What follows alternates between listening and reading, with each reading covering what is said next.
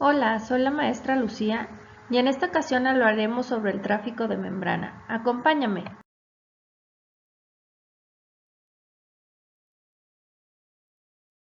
A una célula la podemos comparar con una empresa.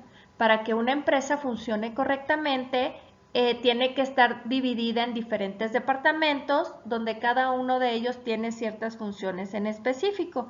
Por ejemplo, están los que se encargan de realizar las compras, los que se encargan de contratar a los empleados, los que se encargan de vigilar que la producción se lleve a cabo, los que se encargan del marketing o de las finanzas o el director general de la empresa. Pero para que esta empresa sea un éxito, todos estos departamentos tienen que estar conectados entre sí. En el caso de la célula, estos departamentos están representados por los compartimentos intracelulares y en el caso de la célula eucariota, muchos de estos compartimentos están delimitados a su vez por membranas, formando lo que conocemos como orgánulos. Cada orgánulo celular está especializado en una o varias funciones. Por ejemplo, el retículo endoplásmico es productor de lípidos y proteínas, o el aparato de Golgi se encarga de sintetizar glúcidos, o las mitocondrias que se encargan de producir energía.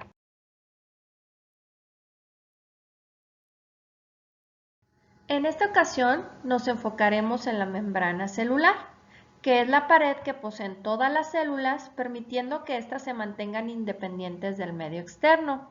A la membrana celular también se le puede llamar membrana plasmática, y esta alberga una masa protoplasmática que contiene otros elementos como el núcleo y otros organelos. La membrana tiene diferentes funciones, como es la de delimitar a la célula e interrelacionarla con otras. Determina qué sustancias entran o salen de ella. También transmite ondas eléctricas a las células vecinas y recibe señales del exterior, las cuales las traduce al interior. En 1972, Singer y Nicholson propusieron este modelo de la membrana celular, al que ellos le llamaron modelo de mosaico fluido, que de hecho es el modelo que es aceptado hasta la actualidad. Según su modelo, esta membrana plasmática está compuesta por una bicapa fosfolípida en un 25%, por proteínas en un 55%, colesterol en un 13%, hidratos de carbono en un 3% y otro tipo de lípidos en un 4%. Los fosfolípidos son lípidos especializados cuya capa está compuesta por un grupo fosfato y sus dos colas son hechos de ácidos grasos.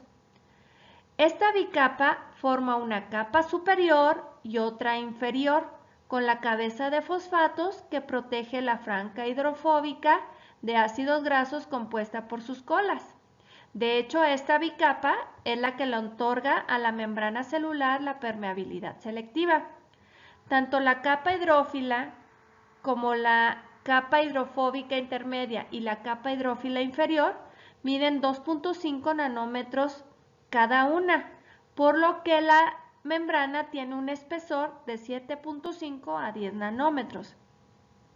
En cuanto a las proteínas que constituyen a la membrana, estas se dividen en dos tipos, las integrales o intracelulares y las periféricas o extracelulares. Las proteínas integrales, a su vez, pueden funcionar de tres formas, ya sea como canales para el paso de las moléculas específicas o como transportadoras que llevan una determinada molécula al interior de la célula o también como receptoras que desencadenan respuestas según la función de cada célula. Pero la membrana también puede tener extensiones, los cuales pueden ser como flagelos en forma de látigos o cilios con forma de cepillos. En el caso de los organismos unicelulares, estas extensiones los ayudan en su movimiento. Y en los organismos pluricelulares, las extensiones cumplen otras funciones, como por ejemplo los cilios de las células de los pulmones de los humanos que expulsan partículas extrañas hacia la boca y hacia la nariz. Una pregunta que se tuvo durante muchos años fue cómo las proteínas que se generaban en el núcleo de la célula, al salir de este, se transportaban por las distintas estructuras celulares en el lugar y en el tiempo preciso, permitiendo de esta manera que la maquinaria celular funcionara adecuadamente. Fue entonces que se descubrió que se pueden realizar a través de lo que llamamos transporte celular, sin el cual, pues la célula no podría sobrevivir. Existen dos tipos de transporte celular, el activo y el pasivo. En el caso del transporte pasivo es cuando no se requiere de una fuente de energía metabólica como el ATP, mientras que en el transporte activo se utiliza ATP como fuente de energía para transferir solutos. Hay tres tipos de transporte pasivo. La ósmosis, por ejemplo, es el movimiento del agua a través de una membrana semipermeable. Y esta sucede cuando existen dos soluciones en un medio, pero que tienen diferente concentración de solutos, los cuales están separados por una membrana semipermeable. En el caso de la difusión simple, el flujo de moléculas es a través de la membrana permeable, pero sin que exista un aporte externo de energía, ya que el desplazamiento de las moléculas se produce siguiendo el gradiente de concentración. ¿Qué quiere decir esto? Que las moléculas atraviesan de la membrana desde el medio donde se encuentran en mayor concentración hacia el medio donde se encuentran en menor concentración. En la difusión facilitada intervienen proteínas que se encuentran en la superficie de la membrana, las cuales cuando hacen contacto con las moléculas se les unen y permiten que éstas puedan entrar. Esta es la ruta que utilizan las moléculas que son de mayor tamaño o que tienen propiedad diferente a la membrana o que tienen una carga diferente y no atraviesa la membrana libremente, como es el caso de la glucosa, que es una fuente principal para todas las células. En todos los casos de transporte pasivo, estos se llevan a cabo gracias a dos tipos de proteínas. Unas son las que funcionan como transportadores, ya que tienen partes móviles que funcionan como si fueran unas puertas giratorias a través de las cuales pasan los solutos. Otras que son canales y forman poros hidrofólicos estrechos que permiten que los iones inorgánicos puedan pasar a través de ellas. Cuando se requiere transportar una sustancia en contra de un gradiente electroquímico o de concentración, la célula necesita utilizar energía. Por lo tanto, el transporte activo lo que hace es que gasta energía para mantener las concentraciones correctas de iones y moléculas en las células vivas. De hecho, las células ocupan mucho más energía que obtienen del metabolismo para mantener en funcionamiento los procesos de transporte activo.